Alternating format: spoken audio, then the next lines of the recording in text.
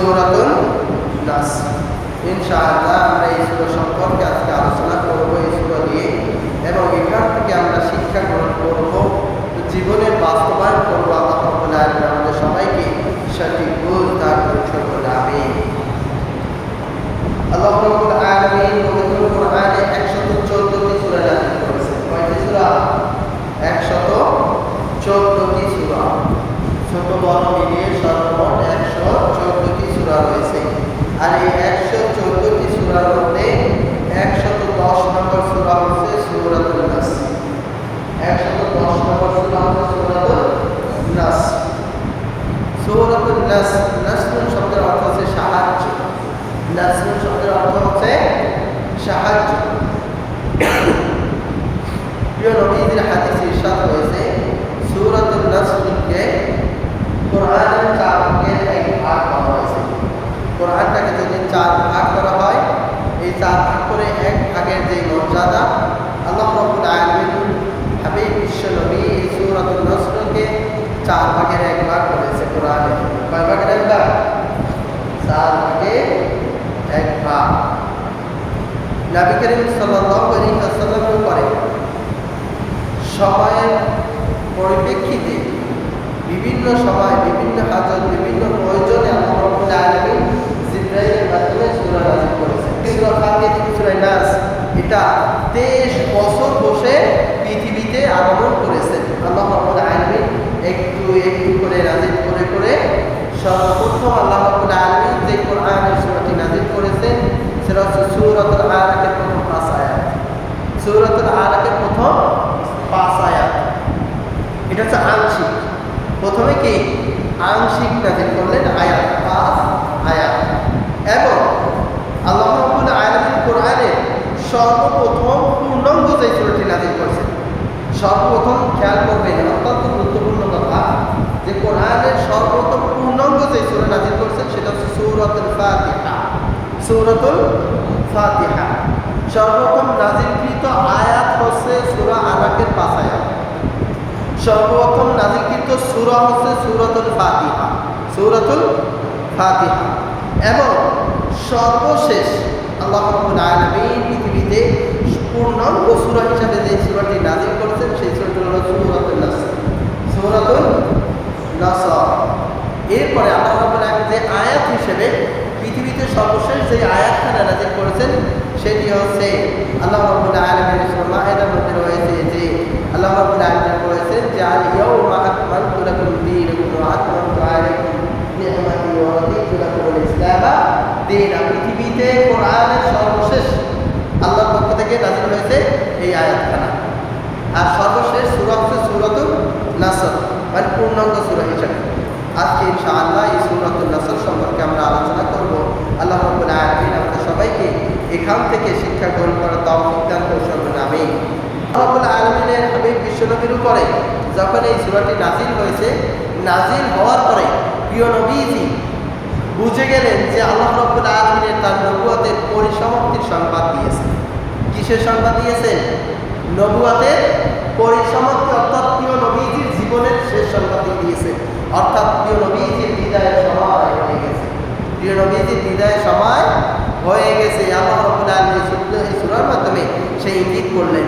আর প্রিয় নবীজি সেই কথা বুঝতে পারার পরে যখন সূরাটি নাযিল হলো সূরাতুন নাস, প্রিয় নবীজি সাহাবাদেরকে বললেন, সওয়ারি তৈরি করো, প্রস্তুত করো, চলো আমাদেরকে এখন যেতে হবে মক্কাতুল মুকাররমায়।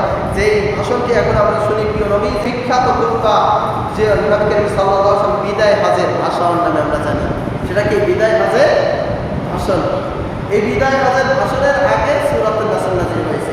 যখন নাযিল হলো, প্রিয় নবীজি সওয়ারি তৈরি করে প্রায় লক্ষাধিক সাহাবীদেরকে নিয়ে, কোনো যে 10 লক্ষ কতগুলো বর্ণনা রয়েছে যে সাহাবী নিয়ে প্রিয় নবীজি মক্কাতুল মুকাররমায় হজরত উদ্দেশ্যে গিয়েছেন। সুবহানাল্লাহ।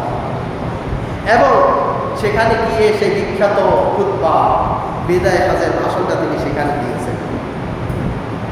এরপরে এই সূরাতুন নাস নাযিল হওয়ার পর প্রিয় নবীজি তার মেয়ে ছিল 3টি, কিন্তু এর মধ্যে সবচেয়ে বেশি আমরা প্রসিদ্ধ যাকে জানি ফাতিমাতুজ জোহরা রাদিয়াল্লাহু তাআলা আনহা। এই ফাতিমাতুজ জোহরা রাদিয়াল্লাহু তাআলা আনহাকে প্রিয় নবীজি বললেন, ফাতেমা, আল্লাহ রাব্বুল আলামিন আমাদেরকে বিদায়ের সংবাদ দিয়ে দিয়েছেন। সুবহানাল্লাহ। প্রিয় উপস্থিতি, যখন প্রিয় নবীজি ফাতেমা রাদিয়াল্লাহু তাআলা আনহাকে কথা বললেন, প্রিয় নবীজি সাথে সাথে অঝরে কান্না শুরু করে দিলেন। ফাতেমা জোহরা রাদিয়াল্লাহু তাআলা আনহা, যে প্রিয় নবীজি তার বাবা তার কাছ থেকে চলে যাবে, সেই বিরহ বেদনায় তিনি কান্না শুরু করে দিলেন। প্রিয় নবীজি ফাতেমাকে কাছে ডাকলেন, কানে কানে কি যেন বললেন, সাথে সাথে ফাতেমা কান্নার মধ্যে একটি হাসি দিয়ে দিলেন। কান্নার মধ্যে কি করলেন? হাসি দিলেন। হাসি দেওয়ার পরে জিজ্ঞেস করা হলো, ফাতেমা জোহরা রাদিয়াল্লাহু তাআলা আনহাকে, আপনি কান্না করতেছিলেন বিশ্ব নবীজির কান্না শুনে, খবর শুনে যে তিনি যাওয়ার সময় হয়ে গেছে, তো আপনি আবার হাসি দিলেন কেন? বলছে, প্রিয় নবীজি আমাকে কানে কানে বলে দিয়েছেন যে নবীর পরিবারের মধ্যে নবীজি বিদায় নেওয়ার পরে সর্বপ্রথম পৃথিবী থেকে প্রিয় নবীজির সাথে আর বরসাখের মধ্যে যার সাথে প্রথম দেখা হবে তিনি হচ্ছে আমি ফাতিমা। সুবহানাল্লাহ। তার মানে প্রিয় নবীজির বিদায়ের পরে সর্বপ্রথম মৃত্যুবরণ করবে কে? ফাতিমা। আর ঠিক সেই কথাই হয়েছে, প্রিয় নবীজি বিদায়ের কিছুদিন পরে ফাতেমা জোহরা রাদিয়াল্লাহু তাআলা আনহা সর্বপ্রথম মৃত্যুবরণ করেন, এবং ফাতেমা জোহরা রাদিয়াল্লাহু তাআলা আনহা তাদের পরিবার থেকে সর্বপ্রথম মৃত্যুবরণ করেন। প্রিয় উপস্থিতি, হযরত আব্দুল্লাহ ইবনে আব্বাস রাদিয়াল্লাহু তাআলা আনহু সাহাবীদের মধ্যে ছোট্ট একজন সাহাবী, যেই সাহাবী বদরের যুদ্ধে অংশগ্রহণ করেছিলেন। ইসলামের প্রথম বিজয় হচ্ছে বদরের যুদ্ধ। কোন যুদ্ধ? বদরের যুদ্ধ। ইসলামের প্রথম যুদ্ধ এবং ইসলামের প্রথম বিজয় হচ্ছে বদরের যুদ্ধ। এই যুদ্ধে হযরত আব্দুল্লাহ ইবনে আব্বাস রাদিয়াল্লাহু তাআলা অংশগ্রহণ করলেন। অংশগ্রহণ করার পরে প্রিয় নবীজির এই যুদ্ধে তিনি অত্যন্ত ব্যথিত ছিলেন, অত্যন্ত চিন্তিত ছিলেন প্রিয় নবীজি। কেন? কারণ বদরের যুদ্ধটা হয়েছিল একেবারেই বাবা ছেলে, ভাই ভাই, বাবা দাদা এদের মাঝে। কারণ যারা মুসলমান মক্কায় এসেছে, আর যারা তৎকালীন সময় মুশরিক হিসেবে মক্কায় রয়েছে, আর যারা মদিনায় এসেছে, মদিনাবাসী প্রিয় নবীজির যারা সাহাবী, এই সাহাবীদের বাপ দাদার বিরুদ্ধেই যুদ্ধটা করতে হবে। কারণ বদরের যুদ্ধটা হচ্ছে আপনার কাফির মুশরিকদের বিরুদ্ধে, যে কুরাইশ বংশ, প্রিয় নবীজি যেই বংশে জন্ম নিয়েছেন, এই কুরাইশদের বিরুদ্ধে, এই বাপ দাদাদের বিরুদ্ধেই যুদ্ধটা হয়েছিল। এই জন্য চিন্তিত ছিল, আসলে কি আমার এই যে সাহাবারা তারা কি আসলে যুদ্ধ করবে? আসলে কি তারা বাপ দাদার বিরুদ্ধে যখন তাদের সামনে দেখবে তখন কি যুদ্ধে চাপিয়ে পড়বে? এই চিন্তিত দেখে তখন সাহাবারা জিজ্ঞেস করলেন, ইয়া রাসূলুল্লাহ, ইয়া হাবিবাল্লাহ, আপনি চিন্তিত কেন? বললেন, আমি চিন্তিত কারণ হচ্ছে আমি মনে করতেছি যে তোমরা তো তোমাদের যুদ্ধ, বদরের যুদ্ধ প্রস্তুতি হচ্ছে, তোমরা তো যুদ্ধে উপনীত হবে, যেখানে যুদ্ধে তোমাদের সামনে তোমার ভাই করবে, যেখানে তোমার সামনে তোমার বাবা করবে, যেখানে তোমার সামনে তোমার দাদা করবে, আসলে কি তুমি যুদ্ধ করবে?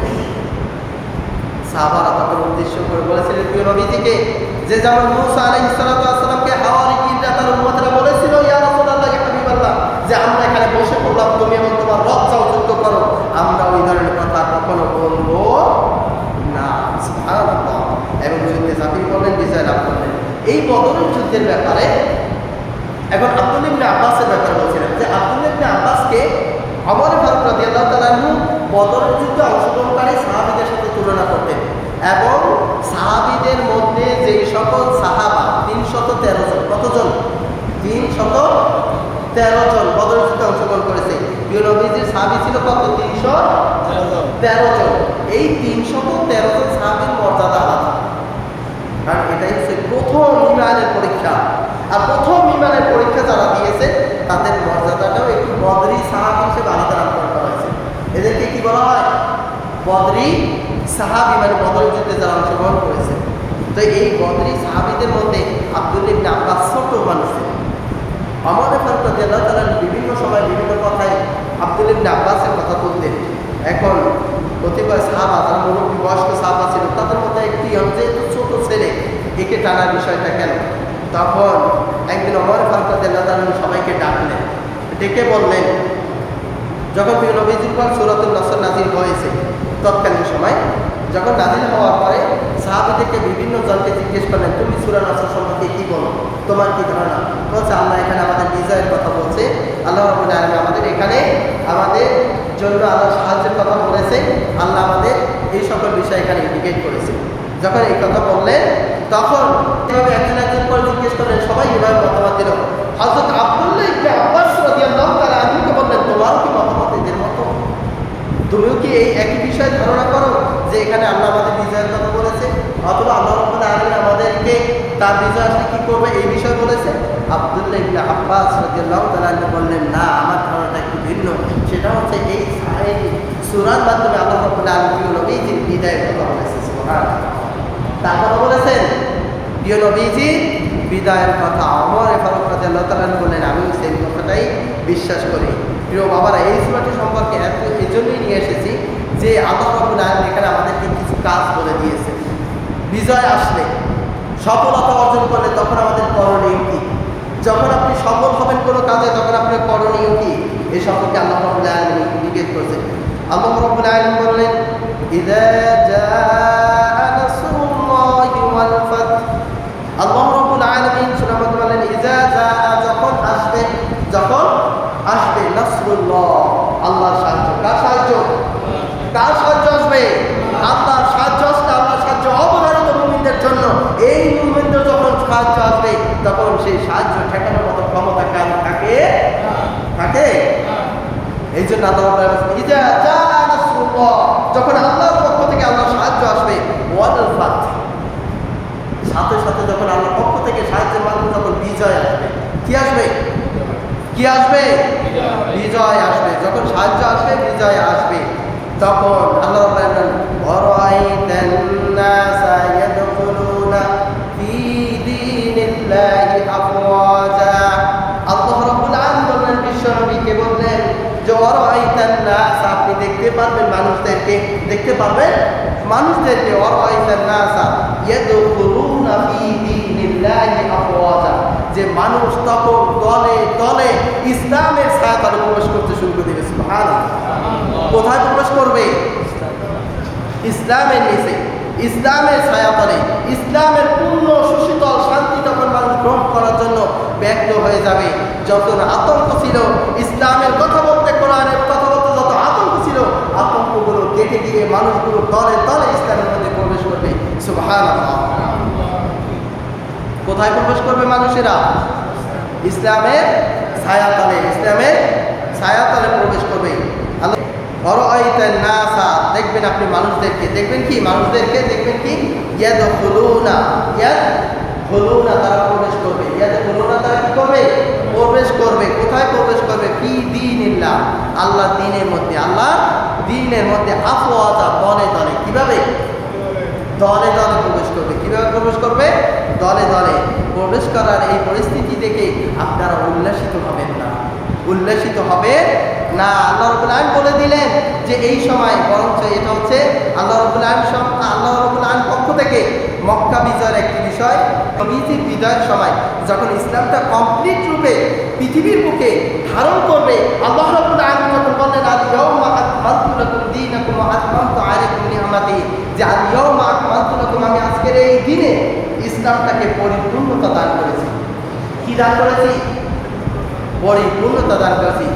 আকমালতু লাকুম ওয়া আতমামতু আলাইকুম নি'মাতি, এবং আমি আমার নিয়ামত দিয়ে ইসলামটাকে পরিপূর্ণ করে দিয়েছি। সুবহানাল্লাহ।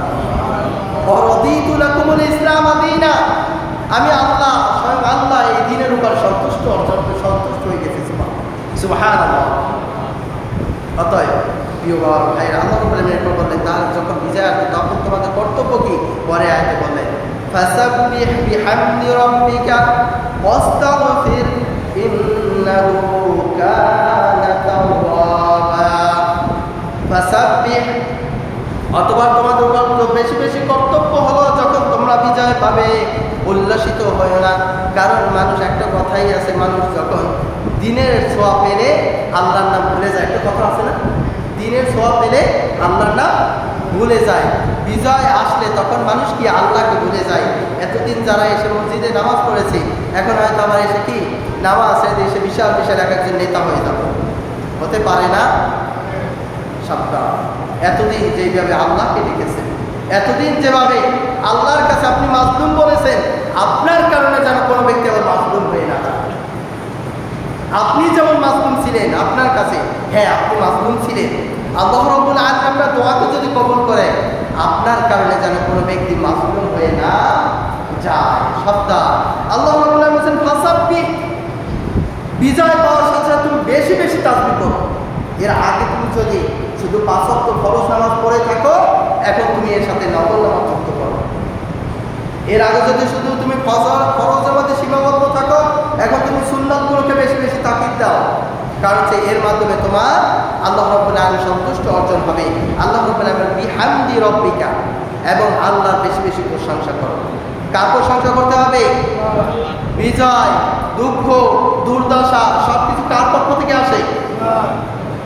এই জন্য আপনি একজন ক্ষুদ্র নিরগোষ্ঠীর উপর অত্যাচার করবেন, আপনার ভাইয়ের উপর অত্যাচার করবেন, অন্যের উপর নির্যাতন করবেন, এটা ইসলাম কোনোদিন সাপোর্ট করে না। আজকে বাংলাদেশে যে অরাজক একটা পরিস্থিতি ইতিপূর্বে যেভাবে ছিল, এর চেয়েও আবার অনেক জায়গায় অনেক ভয়ানক পরিস্থিতি তৈরি হয়ে গেছে। অনেক মানুষের ঘুম হারাম হয়ে যাচ্ছে।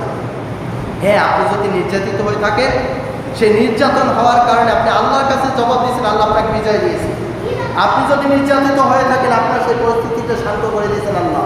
কিন্তু এই নয় যে আপনিও সেম কাজটাই আবার আপনি যেভাবে নির্যাতিত হয়েছেন আর একজনের নির্যাতন করবেন, এটা ইসলাম টোটালি সাপোর্ট করে না। আমরা যদি মক্কা বিজয়ের দিকে তাকাই, কোন দিকে? মক্কা বিজয়ের দিকে। যেই মক্কা থেকে প্রিয় নবীজিকে হত্যার পরিকল্পনা করা হয়েছিল, যেই মক্কা থেকে প্রিয় নবীজিকে সশরীরে তাড়িয়ে দেওয়া হয়েছিল, যেই মক্কা থেকে নিজস্ব ভূখণ্ড থেকে প্রিয় নবীজিকে তাড়িয়ে দেওয়া হয়েছিল, মাতৃভূমিতে তার কোনো অংশীদারিত্ব ছিল না। এমনকি যখন মদিনার উদ্দেশ্যে হিজরত শুরু করলেন, কাফেররা পিছু সারে নেয়, সাথে সাথে পিছু লেগেছিলেন হত্যা করার জন্য। সেই মক্কা যখন বিজয় বসে, পৃথিবীর ইতিহাসে এই একমাত্র বিজয় হলো মক্কা বিজয়, রক্তপাতহীন বিজয়। এটাকে কি বলা হয়? রক্তপাতহীন বিজয়। মানে কোনো রক্ত ঝরে নাই, কোনো ভাইয়ের উপর আঘাত আসে নাই। যেই কাফিররা প্রিয় নবীজিকে সশরীরে ত্যাগ করতে বাধ্য করেছিলেন সাহাবীদেরকে, এটা হলো মক্কা বিজয়। সশরীরে প্রিয় নবীজি আবার সেই জায়গায়, সেই ভূখণ্ডে অবস্থান করলেন। মানুষগুলো ভয়ে ভয়ে পালাতে শুরু করলো। যখন ইসলামের সুশীতল ছায়াতলের আবার দাওয়াত আসলো, মানুষগুলো যখন এখানে প্রবেশ করলেন, তারপরে দেখলেন যে না, ইসলাম সত্যি, Islam is not only a religion but also a complete code and balance of life. যে বাস্তব যেই কথাটা, যে ইসলাম সত্যিকারের একটা শুধুমাত্র ধর্ম নয়, বরং সমাজের ভারসাম্য ব্যালেন্স নির্ধারণ করে, তখনই ইসলামের সুশীতল ছায়াতলে মানুষগুলো দলে দলে ঢুকতে শুরু করলো। সুবহানাল্লাহ। আজকে যদি প্রত্যেকটা দল যদি তাদের সেই সহানুভূতি, সেই ভালোবাসা, সেই উদারতা প্রকাশ করতে পারে, তাহলে মনে রাখবেন 50-60 বছর পরে আজকে যারা এখান থেকে অত্যাচার করছে, তাদের আর নাম নিশানা খুঁজে পাবে না। আর যদি আপনারা অত্যাচার নির্যাতন শুরু করে দেখেন, সাধারণ যেই মানুষ আজকের বিজয় যাদের মাধ্যমে এসেছে, এই মানুষগুলি আবার আপনার বিরুদ্ধে দাঁড়িয়ে যাবে, ঠিক কিনা? অবশ্যই দেখবে। এই জন্য সাবধান। আপনার ভাই, আপনার বাবা, আপনার দাদা, আপনার পার্শ্ববর্তী প্রতিবেশী যেন আপনার থেকে কটু কথাটাও শুনেন না। প্রিয় নবীজি বলেছে, কাবা ঘরের চাবি পর্যন্ত ছিল মুশরিকদের কাছে। যখন কাবা ঘর যখন বিজয় করলেন, তখন আল্লাহ রাব্বুল আলামিনের হাবিব বিশ্বনবী সেখানে গিয়ে সেই কাবা ঘরের চাবি আনতে বললেন। আনার পরে ক্ষেত্রে বলছেন, আলী রাদিয়াল্লাহু তাআলা আনহুকে সাবধান বললেন যে আলী সাবধান, তোমার কথায় যেন টোটালি কোনো ভয় তারা না পায়। প্রিয় বাবারা, এই জন্য আল্লাহ রাব্বুল আলামিন বলেন ফাসাব্বিহ, তোমরা বেশি বেশি করে তাসবিহ করো, বিহামদি, এবং তোমরা আল্লাহর প্রশংসা করো, রব্বিকে, তোমার রবের নামে, আস্তাগফিরহু, এবং তার দরবারে ইস্তিগফার করো। তার দরবারে কি করো? কি করো? ইস্তিগফার করো, ক্ষমা চাও। আল্লাহ, আমিও ভুল করেছিলাম, হয়তো ভুলের মাসুল পেয়েছি, এরপরে আবার আপনি আমাকে বিজয় দিয়েছেন। আল্লাহ, এই বিজয়কে আমাদের জন্য ইস্তেকামত করে দেন। সবাই বলুন আমিন। এরপর আল্লাহ বলেন ইন্নাহু কানা তাওয়াবা, মনে রাখবে তোমার তাওবা, তোমার এই ইবাদত কবুল করার মালিক কে? আল্লাহ। প্রত্যেক মানুষের তাওবা কবুলকারী কে? আল্লাহ তাওবা কবুল করবেন। আল্লাহ রাব্বুল আলামিন যে তাওবা কবুল করবেন, সেই তাওবার জন্য আল্লাহ রাব্বুল আলামিন বলেন যে তুমি এখন ইস্তিগফার করো। প্রিয় নবীজিকে ইন্ডিকেট করলেন, আপনি আমি তো সামান্য ব্যাপার। প্রিয় নবীজি বলছে, যখন আপনার মধ্যে দেখবেন ইসলামের বিজয় এসেছে, যখন দলে দলে মানুষ প্রবেশ করবে, ইয়া রাসূলুল্লাহ, ইয়া হাবিবাল্লাহ, ফাসাব্বিহ, আপনি তাসবিহ করুন বেশি বেশি, বিহামদি, আপনি আল্লাহর প্রশংসা করুন বেশি বেশি, রব্বিকে, আপনার রবের নামে আস্তাগফির, বেশি বেশি আল্লাহর দরবারে ইস্তিগফার করুন। প্রিয় নবীজি বলছে। কাকে বলা হয়েছে? নবীকে বলা হয়েছে। কে বলছে? সবাই বলে কে বলছে? আল্লাহ বলছে। অর্থাৎ প্রিয় বাবার ভাইয়েরা, আমরা যেন পরিবেশটাকে একটা বিশৃঙ্খল পরিবেশ তৈরি না করি, যেন মানুষ না বলে যে ইতিপূর্বেই ভালো ছিলাম। কোনো সাধারণ মানুষের মুখ থেকে যদি এ ধরনের কথা বেরিয়ে আসে, মনে রাখবেন সেই দিন থেকে আবার পতন শুরু হয়ে যাবে, ঠিক কিনা? মানুষ স্বাধীন মানুষ। আপনি অত্যাচারিত হয়েছেন, হ্যাঁ, যদি কারো সম্পত্তি, কারো যদি ঘর, কারো যেগুলো বৈষম্যের শিকার হয়েছে, ইতিপূর্বে দখলদারিত্ব হয়েছে, সেগুলো নিজেদের দখলে নেয়, সে কথা আলাদা। কিন্তু অন্যায়ভাবে আপনি কারোটা এখন দখল করবেন, ইসলাম কোরআন বিরুদ্ধে আপনি কাজ করবেন, মনে রাখবেন। আল্লাহ রাব্বুল আলামিন হাবিব বিশ্বনবী বলেছেন, মুসলিম শরীফ, বুখারী শরীফ এবং আদব মুফরাদ বিভিন্ন হাদিস মধ্যে এসেছে, আন আবি হুরায়রা রাদিয়াল্লাহু তাআলা আনহু আন্না রাসূলুল্লাহ সাল্লাল্লাহু আলাইহি ওয়াসাল্লাম লা ইয়াদখুলুল জান্নাতা মান লা ইয়ামান জারহু বি বাওয়াইবাহু।